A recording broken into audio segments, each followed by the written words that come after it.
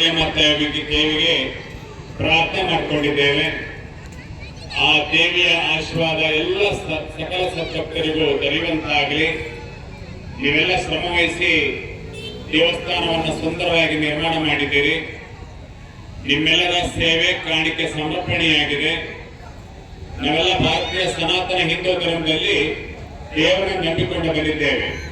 ನಮ್ಮ ಇಷ್ಟ ದೇವರು, ಕುಲದೇವರು, ಆರಾಧ್ಯ ದೇವರು, ಗ್ರಾಮ ದೇವರು, ಒಕ್ಕಲಿನ ದೇವರು, ಹೀಗೆ ಹಲವಾರು ರೀತಿಯಿಂದ ನಾವು ಆರಾಧಿಸ್ತಾ ಬಂದಿದ್ದೇವೆ. ಇವೆಲ್ಲವನ್ನು ಮಾಡುವಂತ ಉದ್ದೇಶ ಧರ್ಮೋ ರಕ್ಷತೆ ರಕ್ಷಿತಃ.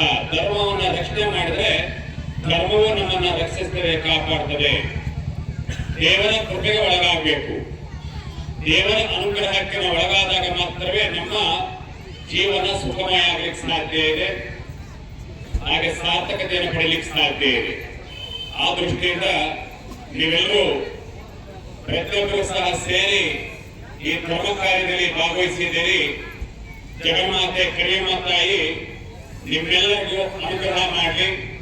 ಹಾಗೆ ಸುರೇಶ್ ಸಿಯ ಚೌಡಾಪುರ ಸೂರಿ ಕರಿಯಮ್ಮ ದೇವಿಯ ಚರಿತ್ರೆಯನ್ನ ಅವರು ಬರೆದಿದ್ದಾರೆ. ಈಗ ತಾನೇ ನಾವು ಲೋಕಾರ್ಪಣೆಗೊಳಿಸಿದ್ದೇವೆ.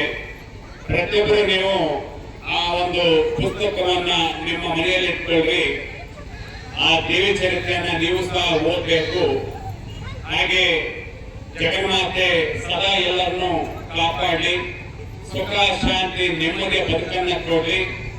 ಹಾಗೆ ನಿಮ್ಮೆಲ್ಲರಿಗೂ ಶುಭವಾಗಲಿ ಅಂತ ಮತ್ತೊಮ್ಮೆ ಹಾರೈಸಿ ನಾವು ಮುಂದಿನ ಕಾರ್ಯಕ್ಕೆ ಹೋಗೋದ್ರಿಂದ ಯಾರು ತಡ ಮಾಡಬೇಡಿ. ನೀವೆಲ್ಲರೂ ಮತ್ತೊಮ್ಮೆ ಗ್ರಾಮಕ್ಕೆ ಬಂದಾಗ ಹೆಚ್ಚಿನ ಧಾರ್ಮಿಕ ವಿಚಾರಗಳನ್ನ ನಿಮ್ಮೆಲ್ಲರೂ ತಿಳಿಸಿಕೊಡ್ತೇವೆ. ಮುಂದಿನ ಕಾರ್ಯಕ್ರಮ ಎಲ್ಲರೂ ಸಹ ಪುರೋಹಿತರಿಗೆ ನಡೆಸಿಕೊಡ್ತಾರೆ. ಹಾಗೆ ಎಲ್ಲವನ್ನೂ ಸಹ ನಡೆಸಿಕೊಂಡು ಹೋಗಿ ಅಂತ ಮಾತನ್ನು ಹೇಳಿ ನಮ್ಮ 4 ಮಾತ್ರ ಮುಕ್ತಾಯಗೊಳಿಸ್ತೇವೆ.